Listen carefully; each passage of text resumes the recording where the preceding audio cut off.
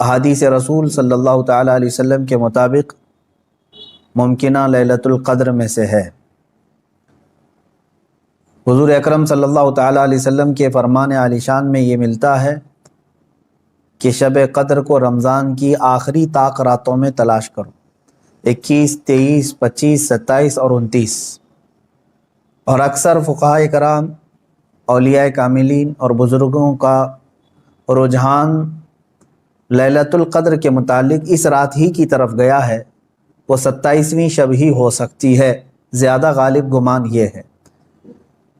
اور ہم لیلۃ القدر کو، شب قدر کو اس لیے بھی ڈھونڈتے ہیں کہ اس رات کی فضیلت میں میرے آقا صلی اللہ تعالیٰ علیہ وسلم نے ارشاد فرمایا، اس رات جو بھی مومن بندہ ایمان کے ساتھ کھڑا ہوا اپنے رب تعالیٰ کے حضور، رات میں عبادت کے لیے کھڑا ہوا، توبہ و استغفار کیا، تو حدیث پاک میں اللہ تعالیٰ اس کے پچھلے تمام گناہوں کو معاف فرمائے گا۔ اس لیے لیلۃ القدر کی جستجو میں ہر مومن رہتا ہے کہ اس رات کو اگر اللہ تبارک و تعالیٰ نے معاف کرنا ہے، اس میں میرا بھی نام شامل ہو جائے تو پچھلے سابقہ تمام گناہ معاف کر دیے جائیں گے۔ اللہ تبارک و تعالیٰ ہمیں لیلۃ القدر کی برکتیں عطا فرمائے اور سابقہ خطا اور گناہوں کو مولا معاف فرمائے۔ میں تمام مومنین سے یہی کہوں گا کہ یہ رات جس کے متعلق قرآن کہتا ہے لیلۃ القدر خیر من الف شہر، یہ ایک شب قدر جو ہے، ایک لیلۃ القدر، ایک رات 1000 مہینوں سے افضل ہے، 1000 مہینوں سے افضل ہے۔ 1000 مہینے کئی سالوں میں ہو جائیں گے، جب آپ اس کو ترتیب دیں گے 1000 مہینے تو کتنے سال بن جائیں گے۔ تو یہ اتنے سالوں سے بہتر ایک رات ہے، یوں سمجھ لو پوری زندگی عبادت کرنا ہے ایک طرف، اور لیلۃ القدر کی اس مقدس گھڑی میں عبادت کرنا ہے ایک طرف۔ اس لیے اس رات کو ضائع ہونے نہ دیں۔ جو لوگ اس رات کو عیش و عشرت میں اور ادھر ادھر بیٹھ کر کے یا پھر گھومنے پھرنے میں، بائک رائڈنگ میں اور لوگوں کے تماشے دیکھنے میں جو گزارتے ہیں، میں سمجھتا ہوں وہ بہت بڑے حرمہ نصیب ہیں۔ انہوں نے اپنی قسمت میں ملی ہوئی اس رات کو اپنے ہاتھوں ضائع کیا، ہلاک کیا۔ اور اسی لیے میرے آقا صلی اللہ تعالیٰ علیہ وسلم کی حدیث بھی ملتی ہے، وہ شخص تباہ و برباد ہو جائے، ہلاک ہو جائے جو رمضان کو پایا مگر اس کی قدر نہیں کیا۔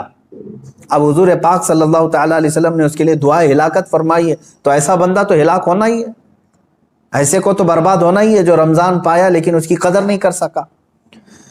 تو میرے عزیزو، میں تمام نوجوانوں سے یہی کہوں گا، تمہارے لیے کھیلنے کودنے اور دوسرے کاموں کے لیے اور بھی بہت سارے اوقات ہیں، لیکن اس پاکیزہ وقت کو اس طرح ضائع نہ کرو۔ اور جو دیکھنے میں ملتا ہے، اس رات کو لوگ دوست احباب کے ساتھ نکل پڑتے ہیں، چلو عیش و عشرت کرنا ہے، کچھ گھومنا ہے پھرنا ہے، لوگوں کو پریشان کرنا ہے۔ اب تو حالات لاک ڈاؤن کے ہیں، باہر اگرچہ جانے نہ ملے مگر اپنے نوجوان بچے اپنے ہی محلے میں لوگوں کو، پولیس کو پریشان کرنے کے لیے نکلتے ہیں۔ تو کیا یہ رات اس طرح کے عیاشیوں کے لیے آتی ہے؟ کیا تم اس کو اوروں کی طرح، غیروں کی طرح سمجھتے ہو کہ انٹرٹینمنٹ کی ایک رات ہے، دوسروں کے تہواروں کی طرح رقص کرنا، ناچنا، شراب پینا، معاذ اللہ؟ یہ وہ رات ہے جو تمہارے سابقہ گناہوں کو معاف کرنے کی بشارت لے کر کے آ رہی ہے۔